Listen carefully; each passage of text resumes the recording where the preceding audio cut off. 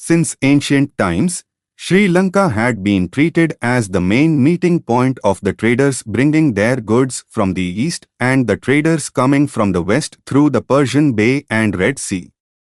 Anuradhapura excavations have shown the cultural sequence having affinities with Iron Age culture of South India. Numerous inscriptions from the island bear the name of a South Indian seafaring community.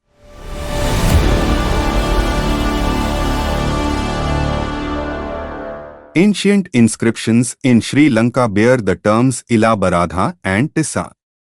The term Baradha deserves special mention while discussing the marine trade between early Sri Lanka and South India. In Indian Ocean trade networks, ancient Sri Lanka played a leading role in long-term, largely cooperative contact with all of the major cultures surrounding it, from Rome in the west to China in the east and India in the north. The history of Sri Lanka begins when the city Anuradhapura became the capital of the island. Trade activities between South India and Sri Lanka had existed even before the arrival of legendary Sinhala Prince Vijaya from India. Potsherds with symbols and characters play a major role in constructing the history of Sri Lanka as they attest to the development of literacy in ancient society. Through excavations, substantial quantities of potsherds were found at Anuradhapura, Pomparipu, Kantarodai, and many other archaeological sites in Sri Lanka. Those potsherds were parallel to the Iron Age and early historical related wares and megalithic wares of South India. Many of the proto-historical evidence in Sri Lanka have been identified as having a similar relationship with South India's features. Mandai, an ancient harbour and present-day coastal town in the northern province of Sri Lanka.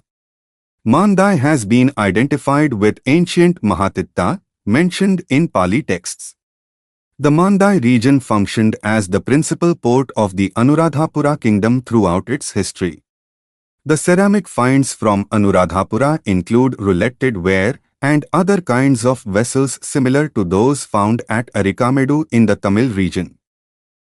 Most of the inscriptions discovered in Sri Lanka were written in Prakrit, Tamil, Sinhala, Pali, and Sanskrit. Many inscriptions from the west coastal region mention the names Navai, Toda, and Padke, which rhyme with the names of different kinds of boats used in the Tamil region. These names are very much identical with the names of boats like Navai, Toni, and Padagu mentioned in the Sangam text. The name Baradha appears in 21 inscriptions from Sri Lanka. Of these, 15 inscriptions bear a name, Tissa, in association with the name Baradha. The Baradha community, living along the coastal regions of South India and Sri Lanka, traditionally involved in fishing and maritime trade activities. Scholars derive Baradha from the Tamil form Paravar, which has the root word Paravai, which means dwellers on the seacoast. The name Paradhavar has been documented in ancient Sangam literature, describing them as maritime people of the Nedal landscape. Literally, the term Ila Baradha would mean the Bardha of Ilangai. The mention of Ila is to differentiate Sri Lankan Baradha from the Tamil region community. Tissa must have held a special place in social status among the traders of the Baradha community.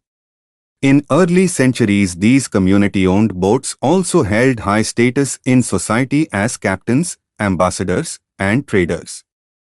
Early Sri Lankan Prakrit characters were also found in Alaghankulam, Arikamedu, and Kaveripattinam port city excavations. For centuries there was continuous cultural and trade contact between the coastal regions of Tamilagam and Sri Lanka.